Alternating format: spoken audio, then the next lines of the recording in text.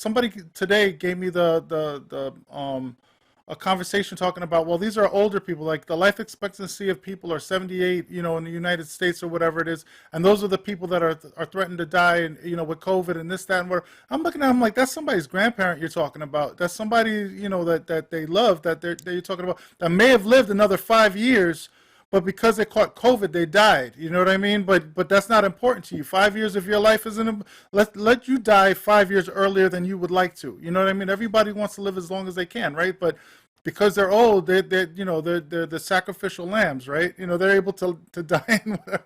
It's unbelievable, man. It's unbelievable.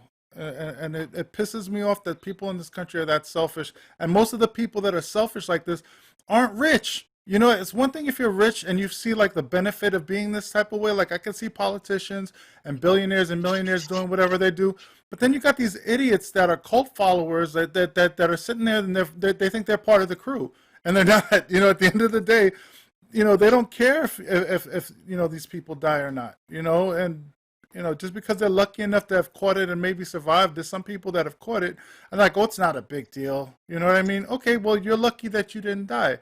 There's some people that happen to be sick that are young that die. What if it's a child that dies? I'm sure children are still dying. I'm sure, if they're ill, but it just pisses me off, man. And then like with the health workers, like as yourself, for instance, the fact that you got to deal with this and it's like no sympathy towards what you're doing, that you're putting yourself on the line to help other people, and they're not doing their part to try to lessen the blow on you.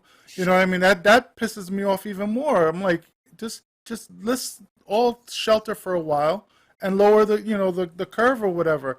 But no, they don't want to do that. This country is entitled to their freedoms. They're it's like they say, it's like slavery or jail for them, if they have to stay home. Try death. I mean, can I cut in real quick? Because you did say an important thing. We're going to go to it in a second, but at least 1.6 million youth have been infected, and 8,000 have been hospitalized. 162 have died from the virus. So it is a misnomer to think that they're not affected. They're not affected in the same way an adult is. That's the only thing we know. And I will just throw out there that from my personal experience, there's a reluctance, or I guess they're less eager to test children than they are adults and older folks, because there's this idea that it doesn't make children as sick. It's not as big of a deal. So I actually think when we get on the other side of this, that we're going to find that cases in children have been significantly underreported. Yep. It's unbelievable. This whole situation pisses me off. And it's crazy because it's gotten to the point where it's like you can predict what they're going to do. Like, it's like, they're not going to do much, right? It's like you would think that they would go above and beyond, but it's gotten to the point where now you can predict, no, they're not going to do anything. I told people months and months ago, when's the stimulus? People used to say, stimulus is coming, stimulus is coming. There's people on YouTube. There's this one guy that I think made almost $1 million on making YouTube videos about COVID. And like how the stimulus check is coming and it's coming, and all his videos are videos about how it's going to be here soon, and it never came. So this guy made money on YouTube, and I'm not mad at his hustle, whatever, but he's making money off of people that never received the stimulus, but people are so desperate that they're watching these videos to see what's happening because they're not taking the time to actually go out and protest or get upset or whatever. They want to, they're upset, but you know what I mean? They're not going out and talking to representatives or doing anything to actually like do anything. They just want to know where the status is, and their sources are YouTube. And so this guy's making money. Other people are suffering. I can't knock his hustle. He made his money, whatever it is.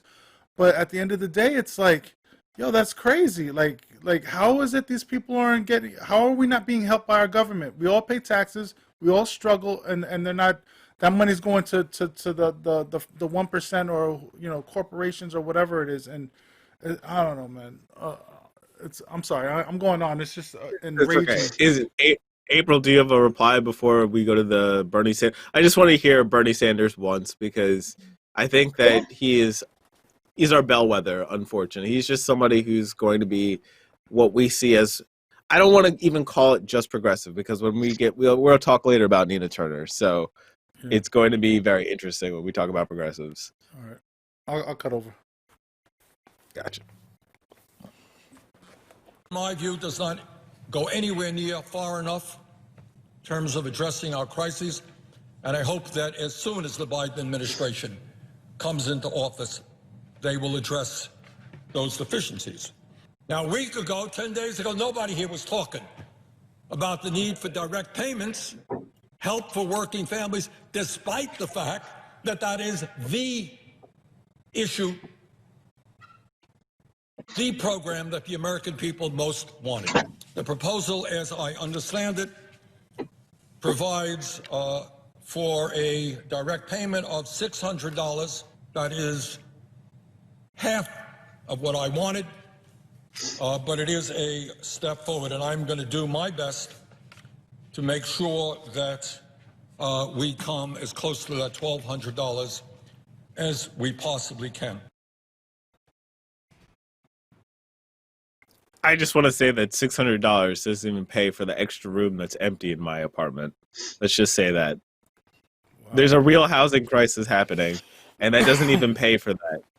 No. So I just love that somebody's actually just saying that he's dedicated to the process of trying to get us as much money as possible, not necessarily that you're going to get it.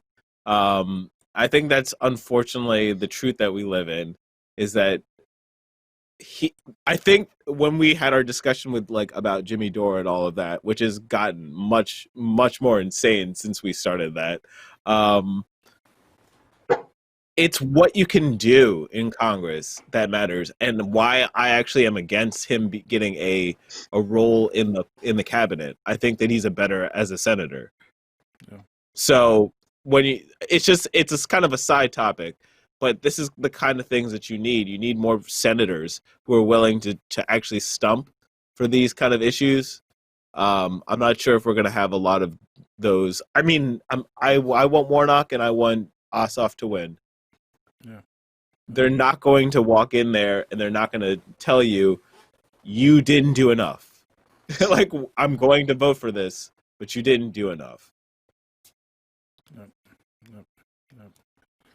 Well, I think Bernie Sanders has been, telling it like it is, for lack of a better phrase, for 40 plus years. And, he's maybe one of the only people that have maintained a career for this long in government and still talking about, the people and what people need and what's real and really important. Yep. One of the few. Yep. Probably the old. Like you said, the few. There's very, very few of them. Period. Right? If you think about it, it's it's crazy. There's not enough. There are progressive voices out there, but God forbid they raise their voice. Look what they did to AOC. They kept her out of that meeting that they had, or they had some sort of vote recently, right? That was a hard topic not to go to. Yeah. Yeah. So it's God forbid you say anything.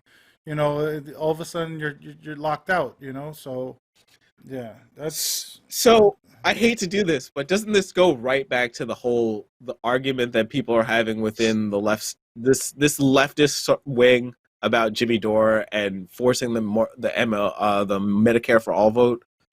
She literally got locked out in a lockdown midnight meeting so that she couldn't get a committee role. And she has enough power to bring a forced vote that's not going to pass. It only infuriates me because it's she's getting slapped by both sides of the aisle for no reason. And that's what irritates me, not the idea of voting for Medicare for all, because we all should be for Medicare for all. But that's not how Congress works, unfortunately. And if you need to work within the system, some of us are not capitalists, but we work within the capitalist system, right? So we have to think of our minds in that way. I think April has something to say.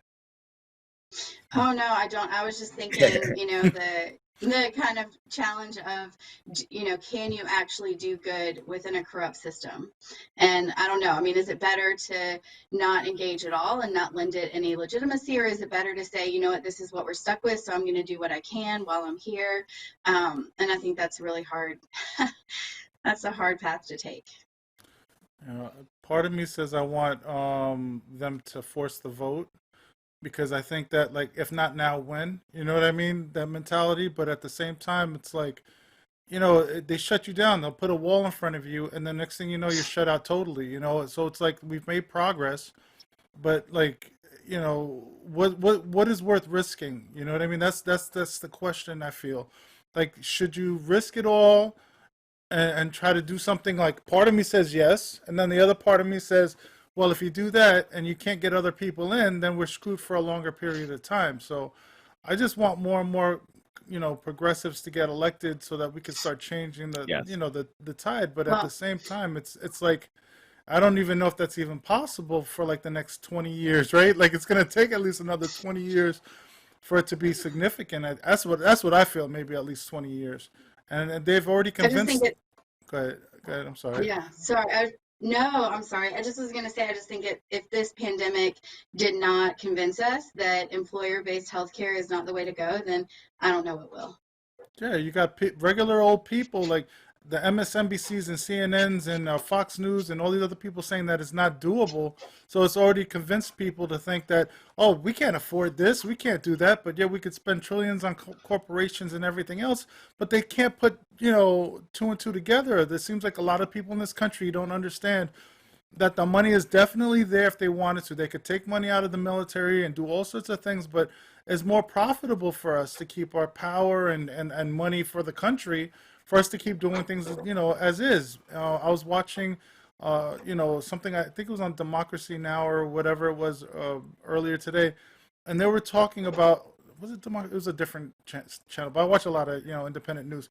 They're basically saying they'd rather create bombs and weapons and everything else, sell the weapons and whatever else, and not and store it, and even was it, they said military stuff, yeah, the military stuff, they'd rather store it in military bases and all of this stuff, so we could pay for the storage of things that aren't being used, but they wouldn't do that for like medical equipment, like masks and things that could have prevented this from getting worse, because it's not profitable. Like, for this country, they feel that it's better for us to be at war and do things that aren't necessarily beneficial to the individuals in this country than stockpile things that could be preventative, which is ridiculous. And they were talking about how that's how capitalistics and empires fail, because what they end up doing, they invest all their energy into material things that aren't relevant to keeping